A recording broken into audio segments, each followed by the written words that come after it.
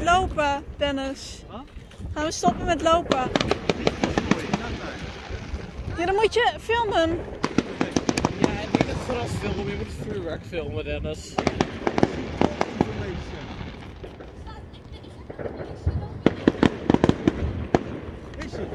Dennis!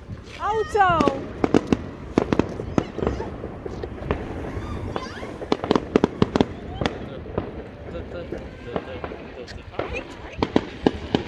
Waarom doe je dat?